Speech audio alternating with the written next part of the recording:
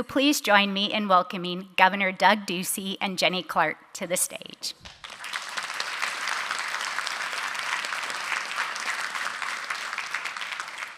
I often get asked what are the 3 things I'm most proud of as my time as governor.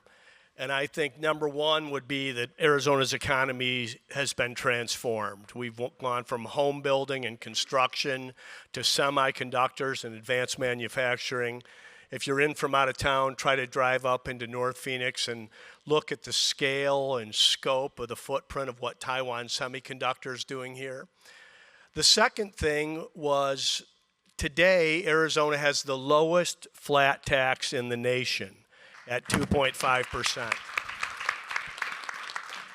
And I think both of these things are reasons that folks are flocking to Arizona from across the country and around the world. But the third and most important thing was universal school choice. This was something that was just an idea 10 years ago, something Milton Friedman talked about in his Free to Choose series on PBS and in his novel, and something that animated my run for governor in 2014. It took all 8 years to get it done. I'm very pleased to be joined by 2 champions of this idea on the stage today. And I want to give you a little background because unless you were in the fight or are someone who is actually benefiting from universal school choice today, you may not know what it is. But it's basically and simply you as the parent making the decision on where your child goes to school and that you have that choice. And this is to benefit your child, and it is really to help the most vulnerable kids in the state. If you're somebody like me who can afford to send their kids to Catholic schools, which was my choice, then I have school choice. If you're someone like many of the people I know in the crowd who can move into the better zip codes inside Maricopa County, then you have school choice. But if you don't have those 2 options, you cannot access the opportunity that the rest of our kids are enjoying. And it was actually Janelle Wood, the leader of the Black Mothers Forum, a rather left-wing group that came to me upset during the George Floyd riots and wanted to find something we could agree on. I introduced to her school choice.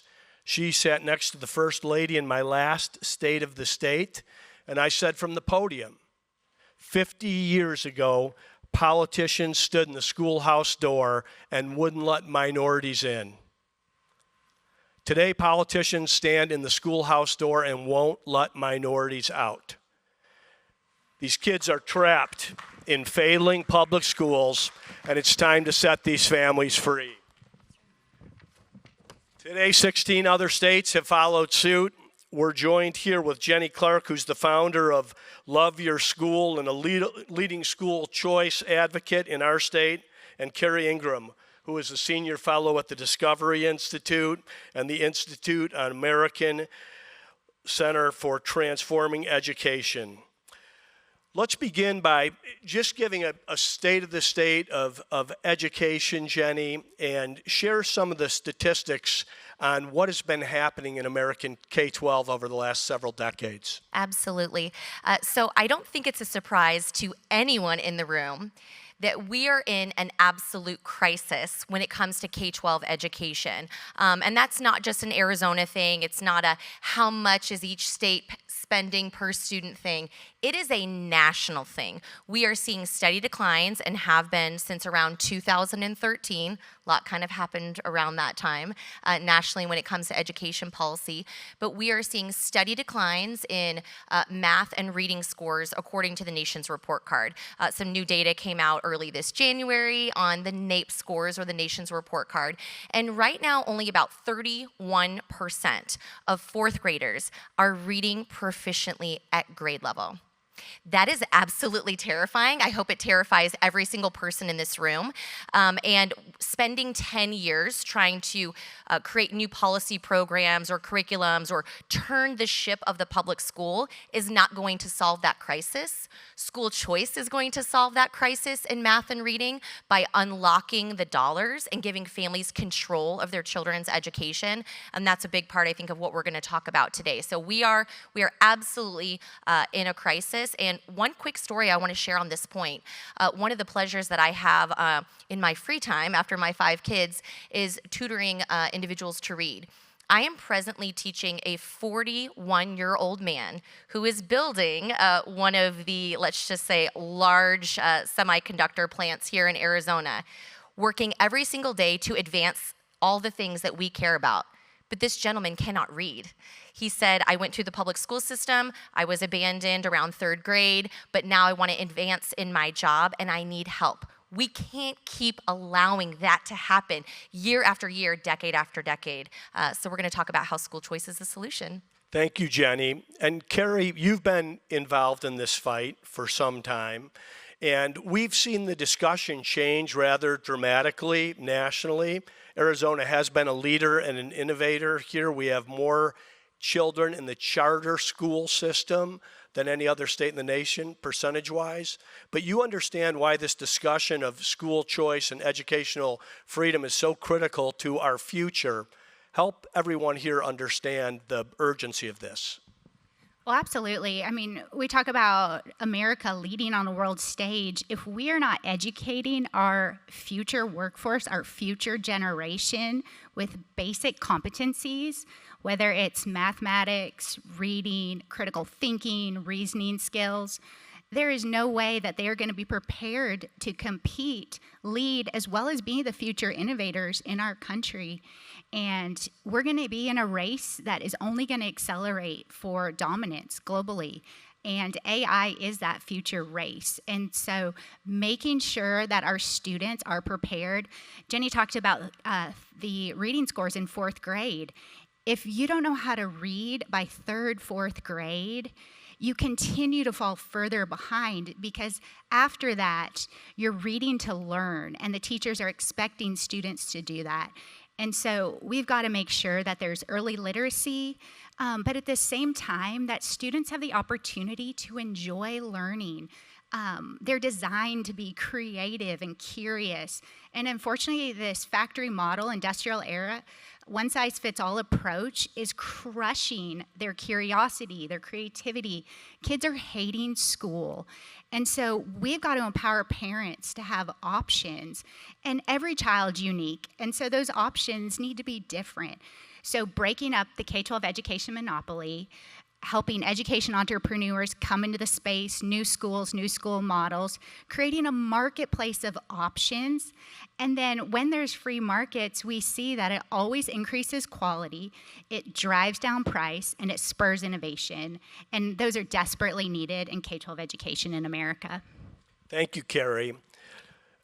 If you recall, we passed our first educational choice, universal school choice bill in 2017. An anomaly of Arizona's Constitution is if you can get enough signatures, you can refer the law to the ballot so the people can decide. We went to the ballot and we were crushed. We lost 65 to 35. I didn't get mad at the voters. I didn't blame the voting system. I thought we were ahead of our time and we had not yet communicated or made the case for this idea. Milton Friedman says that in a crisis, people will look for the ideas that are lying around. We kept pushing the idea of school choice and educational savings accounts, and the crisis came. The crisis was COVID. Parents saw what their kids weren't being taught via video. The lack of rigor, the lowering of expectations, the other extracurricular things that were brought into the school day. We passed the largest universal school choice bill in the nation. It is available to everyone in the state of Arizona. It passed both houses of the legislature. I was able to sign it, and the opposition couldn't even gather enough signatures to get it on the ballot. Today, over 100,000 families in the state of Arizona enjoy this benefit. Yet, there are many misconceptions out there. And Jenny, I wanted to bring you into this. Let me simplify a state budget for you here. A lot of people will tell you the state budget's very complex. It's not. It does three things. It educates, it medicates, and it incarcerates. That's it. That's 97% of a state budget. And over 50% of that is education. And that's not just for Arizona, that's every state in the country. So this is really where the battle is fought at the state level, is on K-12 education, because it's where the money's being spent, and we want to give it back to you as the parent to make the choice. So the frustration is the government unions and much of the mainstream media run the other side's messaging points on misinformation and disinformation around this. I, of course, had to overcome it in the public square. Jenny, you volunteer to do this and look to go on Sunday morning shows to knock down these myths. Will you talk of some of the most persistent and the way you persuade and make the case against them? Yeah, absolutely. Well, one of the first places that I always start, because I was a stay-at-home mom and I got into all of this when universal school choice was first getting passed and, of course, was crushed at the ballot, but then we came around 4 years later to victory. I talk about my own children. So I am a mom of 5. My kids are ages 7 to 16, 3 boys and 2 girls, and 3 of my kids have diagnosed dyslexia. Right? And I'm sure a lot of you guys are familiar with this. Super amazing, super bright kids, but my oldest son was 9 years old and not reading proficiently. Imagine how awesome I felt because I was homeschooling my kids and couldn't get them to read. So we went through the public school system, we got evaluations done, and we eventually qualified for an ESA, but they said, we don't have any programs here specific for dyslexic students. We can help practice sight words. This was in the best school district in the state of Arizona, telling me this for my 9-year-old. So when COVID rolled around and we had gotten onto an ESA, I almost felt guilty during COVID because I was ordering educational delivery boxes. I was doing online dyslexia tutoring. I was buying books at the local bookstore. My kids were getting an amazing education during COVID because we were already on an ESA. So I always start with my own story, because every single viewer, every single listener on the radio, every grandparent or parent cares so much about their children's education. And so many kids out there are suffering and struggling, even when the parents aren't saying anything about it, because we take it personally when our kids aren't doing well. We know just based on the numbers that kids are suffering. So I always start with my own story. Then I love going to the facts related to the budget. The largest part of Arizona's budget is, of course, K-12 education. We get pushed a lot with our state's ESA because it is the gold standard. It's the best and most flexible in the entire country because families can use it for private school and for home education. And they say, well, the biggest problem with education savings accounts is that there's no accountability. If we just had state testing of those ESA kids and those private school kids and those homeschool kids, then we would know if it's really working. And I love to say, what accountability does a parent in the public school system have when they are not reading by 2nd grade, 3rd grade, 4th grade, 5th grade? Are you even paying for them to get a tutor? Do they get a refund on all the money that was spent on their education? Well, of course, the answer is no. So when we're talking about accountability, I think we all know that now it's beyond test scores, right? Kids learn in very different and very unique ways, especially now that we can understand learning disabilities or other educational disabilities or developmental disabilities like autism. And we have the responsibility to unlock educational opportunity for those kids and get rid of the accountability myth. Finally, I'll just touch very quickly on the busting the budget myth, right? We hear that all the time. Well, let's just talk about the numbers. Education savings accounts in Arizona and many other states are crafted this way. It's only 90% of the state's per pupil funding. It does not include federal tax dollars or any local dollars. The average education savings account is around $7,500. In Arizona right now, the average per student spending for a public school student is just over $15,000. So every year, more students that go on an ESA and opt out of the traditional public school system, taxpayers are saving in every sense of the word. So those are the two myths that I like to bust when I have the chance. And you're very good at it. I always think it's funny because when a kid does choose an ESA, it costs the state half of what it would cost if they went to Arcadia High School. And then they talk about our first budget. We anticipated about 60,000 families taking advantage of this. It's nearly 100,000. So they complain about the spending on this, even though we're spending half. And I want to say I'm sorry it's so popular with the people, but this is just the way of the future. But thank you, Jenny. We need to continue to roll back those myths and help people understand how they can push back and educate their neighbors as well. So, Keri, I want to talk about this segue because in addition to school choice, you also advocate for education, entrepreneurship, new schools, new school models. You recently authored a policy brief titled The Case for Industry-Specific High Schools. Tell us about this and tell us what the opportunity is there. Thank you, Governor.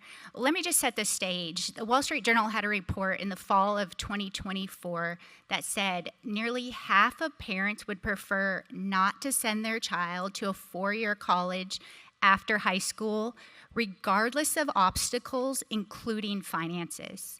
So it is a new day. College, that four-year traditional model, is no longer the American dream. You also look at students. 2/3 of students in that same report said that they believe they will be just fine without college. But yet, a quarter of high school students can't name even a single career or career field that interests them. And so what we have is disengaged students, particularly in the high school level, who aren't looking towards college, but they don't have a career plan. They don't know what they want to do after. And that is a recipe for disaster for our nation. And so we need to expose kids, particularly at the high school level, to high demand, high growth career fields that do not require a college degree. And the opportunity to do this, to partner with business and industry, maybe it's a micro school, a hybrid school. The facilities could be shared. But what sets an industry-specific high school apart from a typical trade school is that it has high academic standards. And that's used to motivate the students. So, for example, if the students aren't doing all of their homework or motivated, working hard in their core subjects, they're not going to be allowed to do the hands-on industry-specific training during the school day. It completely transforms high school, but when kids know that they can come to school and do something hands-on that interests them, that's going to benefit their future, and they see the connection, it combats this chronic absenteeism we have in our country right now, gets them motivated on the academics, but it provides an on-ramp for success. Also, by getting business and industry linked up with these high school students, there's mentorship, networking, and particularly in rural America, it's a way for those towns to not die off because industry can put their fingerprints, make relationships with their future workforce, give kids the on-ramp, as I said, and it can transform America, starting with rural, but also equipping kids for national trends. You know, what are the fields where we have a worker shortage? How can we start exposing kids and just changing the future trajectory for them through industry-specific high schools? And this school choice allows these flowers to bloom. We really don't know what the future of education is, but in America, we innovate out of our problems. And Jenny, I know you're passionate about American reindustrialization. Can you talk to us about specific schools and educational formats that will be supportive of that? Yeah, absolutely. So I'm like totally brainwashing my kids on all things like America, reindustrialization. My son's like, when I turn 18, I'm getting the Palantir degree. You know, we're like into all of it. I would have worn a Valor Atomics t-shirt up here today if I could have, because, you know, just split the atom and all that. So I'm super into all of those types of things, and I talk to my kids about all of those things. And I have the benefit of having an education savings accounts. So my 3 oldest boys are at a hybrid school. They go 2 days a week, get their core academics. Wednesday is, you know, some electives that they take. And on Fridays, they go to a woodworking school. So not only are they building like super cool stuff for our house, right, that I post on Twitter and I get attacked by the teachers unions and I literally don't care because I'm like, look at this awesome gate my kids built. They're just learning how to tinker and they're getting passionate and they're like, I want to create this other thing. Can I pull out the sewing machine? This is going to require me to do a circuit. Can we buy a circuitry kit? Yeah, we can. Because we have an ESA and we get to just pursue their interests wherever they go. And so in addition to having that high core academics, because these kids need to read and know how to do math, I really see that education savings accounts and school choice go hand in hand with industry and reindustrialization because they're exposing kids to things at a much younger age. And I just want to give a really quick shout out to Math Academy. I don't know if we have any Math Academy bros in here. There's really good stuff happening with Math Academy. I'm like paying $50 a month for each of my kids to get the absolute best math instruction online because these guys are the whizzes at it. And now they're like getting ready to do calculus and they haven't even graduated before. Again, paid for by an ESA. That's pretty awesome. Great stories and great examples. Keri, I know you've got some passion around industry-specific schools and what that can look like going forward. One thing that I talked about, I'm much older than Keri and Jenny. And I told them when I was in high school, we had a class called shop. And shop worked. That's where a lot of people found their passion, their purpose. They turned it into a paycheck. The smartest guy on my floor at Arizona State University who graduated magna cum laude or summa cum laude, I can't recall, he went on to an East Coast competitive law school, came back to build his practice in Prescott, Arizona. When I ran for governor, he helped me, he called me up after I won office, and he said, hey, I have some advice for you. Shut down the law schools. We don't need any more attorneys in the state of Arizona. We need a damn plumber in Yavapai County.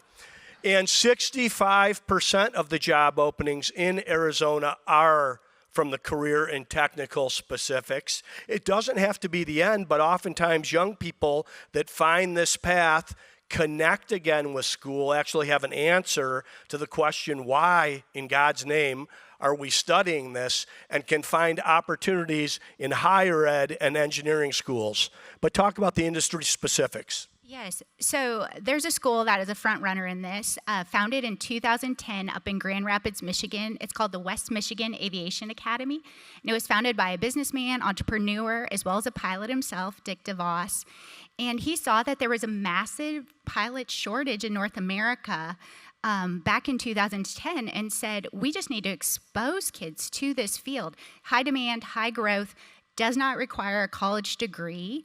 And today, the average American salary is under $60,000, but the average pilot salary is over $188,000 a year. And so he said, I'm going to use a charter school, which I can leverage some of the state funding, can be open to any child in the state, and I'm going to give top academics, high character formation to these kids, at the same time, hands-on learning. And it's low-income kids, middle-income kids that are coming to this school. And I was able to tour it about 2 years ago, spent the day there with Dick. Many of the kids shared they had never been in an airplane before they came to the school. And by junior year, the students are doing solo flights. And by senior year, they're doing solo flights across Michigan at night. And so when they graduate, they have a plan. But beyond that, at the school, there's biomedical track. There's students are getting certified in drones and having businesses on the weekends, so they're learning entrepreneur skills. But again, it's top academics. In Michigan, to graduate, the state requires 18 credits. West Michigan Aviation Academy requires 26 as the base to graduate. Students are able to choose between 20 different engineering courses a year, and it's just exposing kids to, again, high demand, high growth career fields, and they may not go all into aviation, but they're learning skills that are transferable. And so just exposing kids to these things, that's at the K-12 level. I'll tell you, here in Arizona, just down the road, yesterday I was at Grand Canyon University, and they're an outlier in higher education because they have a career development focus. And I went in and saw these massive CNC manufacturing machines, and they're expanding the building to allow their full-time students to get certified in CNC manufacturing, but also those from the community who college probably isn't on the radar. They can come and in 15 weeks, so a semester's time, take 4 courses, and they're certified. And so they're doing this at very low cost.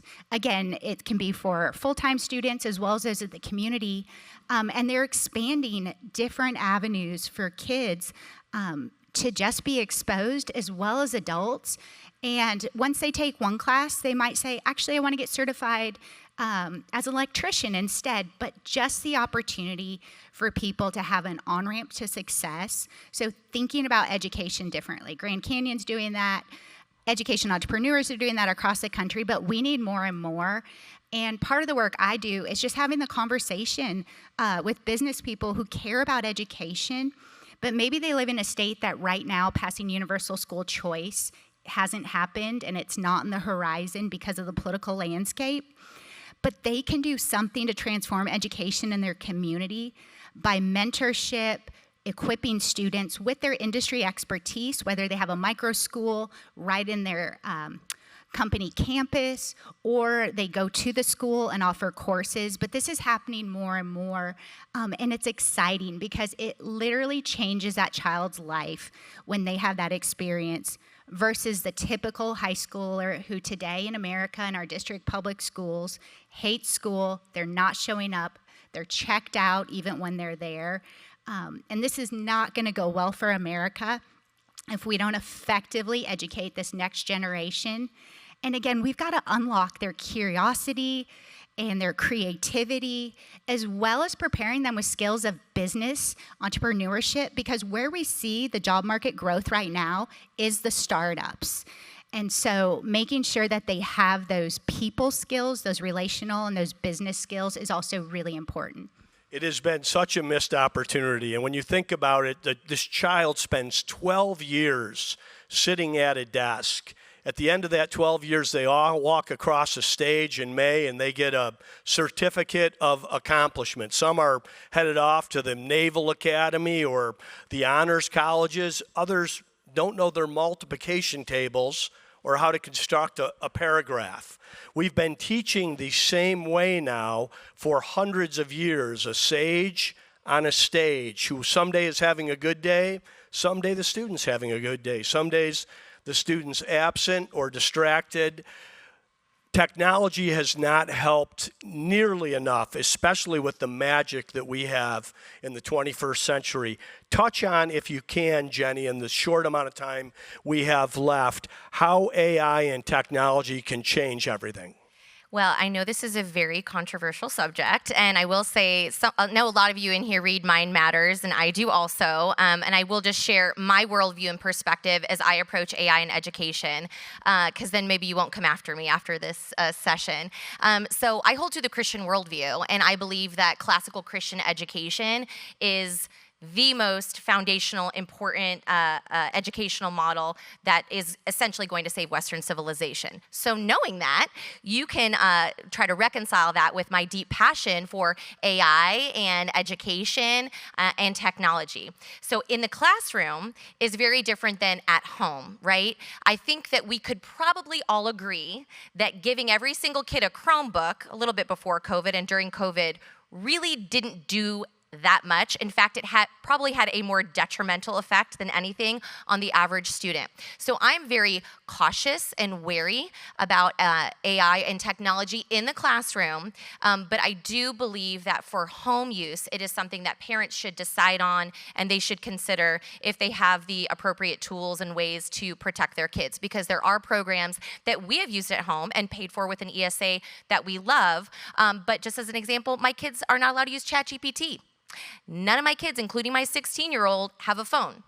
I don't even know where he is half the time, but I think that's probably a good thing for a 16-year-old boy. So we are very cautious about technology in our home, and I think what we are producing, what I'm producing, and what my friends are producing who hold to these similar views are the kids that are going to be leading these companies. They are the kids that are going to know what it means to be moral, what is good, what is true, what is beautiful, and whether or not they're going to push a button that's going to drop a bomb on a bunch of other kids when someone else might have been trained to drop the bomb but never had the moral foundation behind those choices. So I do love AI in education. I think there's a lot of amazing stuff coming out there that we've benefited from, but the use in the classroom I'm very wary about. I put a quote here from, and I forget who the author was on Mind Matters, he's probably here, that AI in education can often offer the illusion of intelligence. That really weighs on me, and it's something that I think about a lot. And I want my kids to be intelligent. I don't want it to be an illusion. Keri, do you want to talk about your thoughts about technology and AI? Yes, I had the opportunity to be at the White House for the AI task force meeting a couple months ago with the First Lady. And part of the effort there is to get kids curious about it, but that doesn't mean we're just handing them a large learning model and saying, just go, do your work this way. Obviously, cheating happens with calculators, it happens with the internet, happens looking at your neighbor. Well, now AI, with these large learning models have made it so easy for students to not have that intellectual struggle that produces the learning. And we're all kind of wired to do what's easier than taking the road less traveled, especially a teenager who's disengaged with school. So we've got to limit, to Jenny's point, what we're allowing in the classroom with AI. But at the same time, I'm very hopeful we don't even know what's going to be created in the next year, 2, 3, 4. And so when I was at that task force meeting, there was tech CEOs all over the East Room, and they're thinking about this because for them it has a dollar sign. How can I create something education, because there's a massive market of schools and students that pay a lot of money for curriculum and tech support, tech devices and all the platforms, but how can I create something that actually spurs learning and doesn't supplant it? And so I commend the First Lady for having this conversation, but at the same time, we've got to make sure that kids know about AI, that there's digital citizenship, but they're also curious. And so one of the things they're doing is the AI Presidential Challenge, where any student in America, it's going on right now, can create a solution to a real-world problem in their community. And there's a contest with, it goes based on grade and all of that. And then the finalists will be brought to the White House and so forth. So creating future problem solvers. But again, it's all a plan. It's not just giving them this technology and saying, have at it day after day in the classroom. It's, hey, what's a real world problem in your community that you can help create a solution for? And all of that intellectual struggle and research and effort, communication that the student has to go through is spurring their learning while it's engaging them. So I am very hopeful using AI in the right way that we can absolutely advance education in our country. And there are a lot of opportunities around this. It's a free country and parents can make their own choices. But just part of the reason that we passed universal school choice was not only to help the kids that needed it today, but what flowers would bloom, what seeds would grow, what would take root. And I'd encourage you, if any of you are familiar with the Khan Academy, my kids were a product of the Khan Academy at their Catholic school. And basically, they would come home and watch the lecture at home. They could watch it twice or 3 times if they needed to. This was specifically in math. And then they would go to school to do the homework. If somebody gets it, they don't really need the help of the teacher. It's clicking, they're moving on, they're probably taking and mastering different subjects. It's when someone is stuck, and when they get stuck on the homework, it's sometimes tough to figure it out at home if a parent isn't there to help, but the teacher's right there in the classroom. So this model, and now what Salman Khan talks about, what can happen with AI, the equivalence of being tutored by Socrates in certain subjects, to me sounds very exciting, because we know that if we were able to do that, have a great teacher for every child, you can really unlock all kinds of opportunities. You can see the amount of time we have left. I want to give you each a moment just for any closing comment before I wrap it up. Yeah, my advice would just be continue to talk about school choice to anyone and everyone that you know. I really believe that so many of the solutions to problems that you guys are trying to solve in this room, that we're trying to solve with higher education, industry, everything, it really starts in the K-12 education space. And school choice is the most important solution to actually getting American children reading and doing math again. I would say we all have to play a role in this, because this is the future of our country.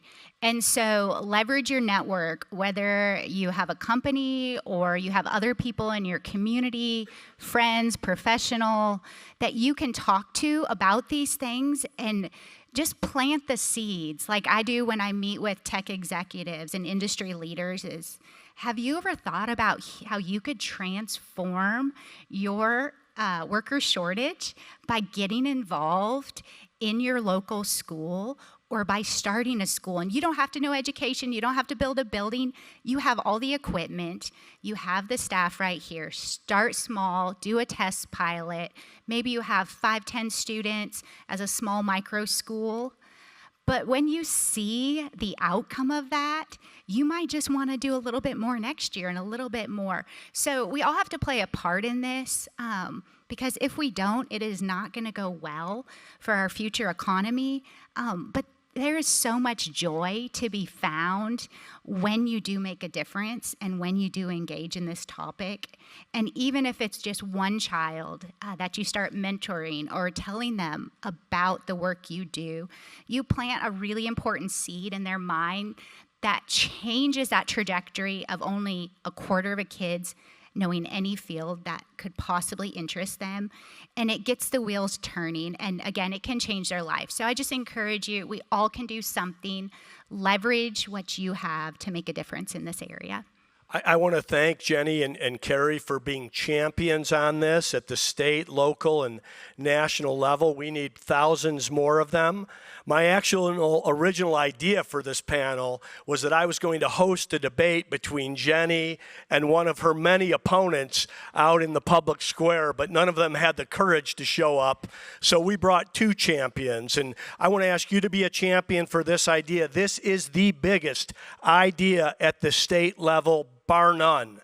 It's so far and away number 1, I couldn't even tell you what number 2 is. So if your state doesn't have it, ask your governor or legislator why not. This is not a partisan issue. And if your state does have it, be a champion and advocate for it. I want to thank Steve Burry and Cole for inviting us and bringing this type of topic to this type of audience. Thank you very much.